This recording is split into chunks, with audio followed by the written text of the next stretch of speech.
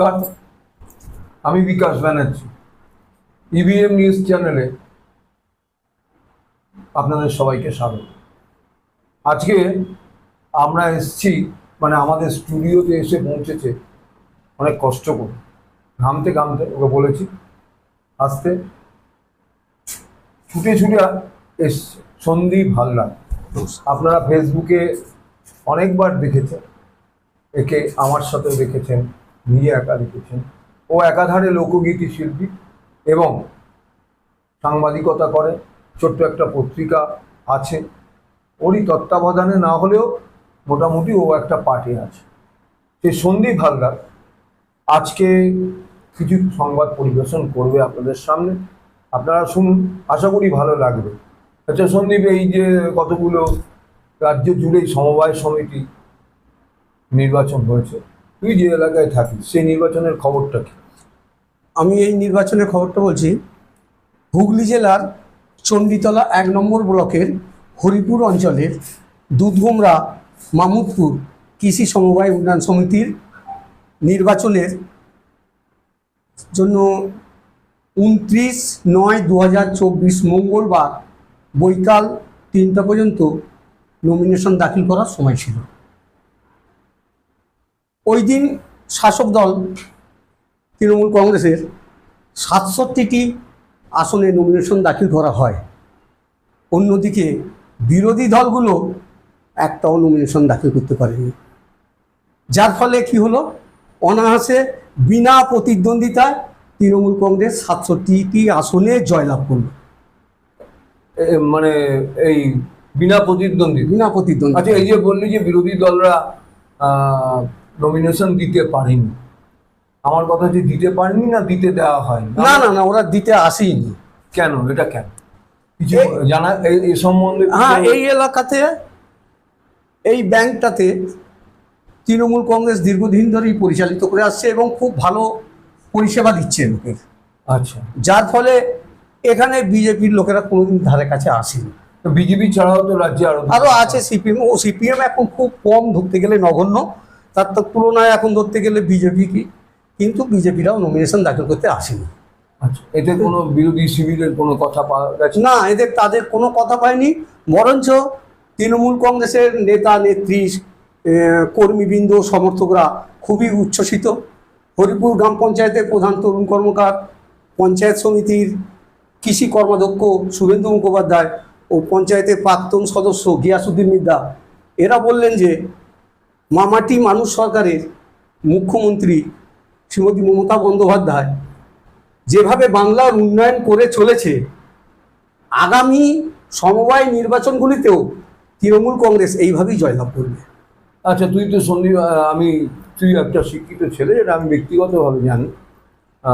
এলাকাও তো সেই পরিচয় এবং মাস্টারি করছে, শিক্ষকতা করছে। মাস্টারি কথাটা বলা ভুল, টিউশন করি পাইবে। তো এই যে আমাদের রাজ্যে একটা আর্জিকর কাণ্ড ঘটে গেছে, তিলোত্তমা যেভাবে এরকম নির্মম, অমানবিক খুন, ধর্ষণ হচ্ছে, সারা ভারতবর্ষেই হচ্ছে। তার ট্র্যাক রেকর্ডটা খুব, অন্তত যে আমরা যারা সংবাদ জগতে আছি জানি যে ভারতবর্ষে গড়ে বোধহয় প্রতিদিন 87 জন রেপ হয়। তো সেখানে কি এই ঘটনা কোনো প্রভাব ফেলেনি তাহলে বলতে চাস? এই যে সমবায় সমিতি, সেখানে অন্তত শিক্ষিত মানুষই তো চাকরি করে বেশি। ঘটনাটা যেটা আরজিকর কাণ্ডে ঘটেছে, এটা এক কথায় এটা একটা মর্মান্তিক ব্যাপার এবং খুবই দুঃখজনক ব্যাপার। কারণ যেটা আমাদের রাজ্যের ঘটনা, একটা ডাক্তারকে মেরে দেওয়ার ব্যাপারে। তা এর জন্যে সবাই আসল বিচার চাক, খুনি ধরা পড়ুক, খুনির শাস্তি হোক, এটাই সবাই চায়। তো এই নিয়ে যখন অনেক ডামাডোল চলছে আর কি, আন্দোলন চলছে, এখানে তো দেখা যাচ্ছে যে ডাক্তাররা, জুনিয়র ডাক্তাররা যে দাবি নিয়ে আসছে, ওদের মধ্যে কিন্তু অনেক বেনজল ঢুকে পড়েছে। এই যার ফলে ওদের সেই আন্দোলনটা একটা অন্যরকম ছবি তৈরি করেছে, যার ফলে এবার আস্তে আস্তে বেনজল বলছি বিরোধী দলগুলো হয়তো ওদেরকে গিয়ে অনেকে করছে, বা এরকম কি করছে এ করছে বললে তো হয় না, একটা সাংবাদিক তুই এ করছে বলা সরি বলাটা ভুল হয়েছে। হ্যাঁ।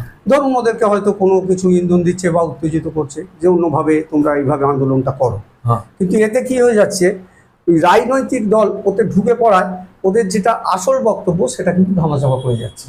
এটা একটা ব্যাপার। আর আমাদের যেটা রাজ্যের মাননীয় মুখ্যমন্ত্রী বারবার ওনাদের কাছে গেছে, জুনিয়র ডাক্তারদের কাছে, যে আমি তোমাদের দাবি সব মেনে নেবো। এটা তো সকলেই জানে, আমার কথা নয়।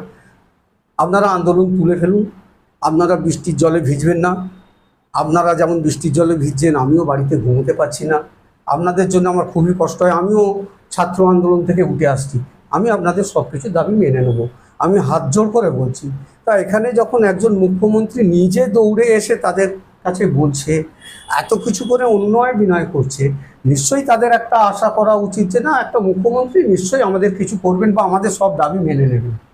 এইটা সাধারণ মানুষ অনেকে বুঝতে পেরে গেছে যে না, একজন রাজ্যের মুখ্যমন্ত্রী তিনি এতবার দৌড়ে যাচ্ছেন, ওদেরকে বোঝাচ্ছেন, বলছেন, আর এদিকে মানে কি বলবো, রোগীরা পরিষেবা পাচ্ছে না দূর দূরান্ত থেকে। হ্যাঁ, এবার একটা কথা আমি যেটা বলি, এটা একটা করছে ভালো, আন্দোলনটা ভালো, তবে সব হসপিটালগুলো ঠিকঠাকভাবে চলবে এবং সে হসপিটালগুলো যাতে ঠিকঠাক চলে সেটা দেখা দরকার।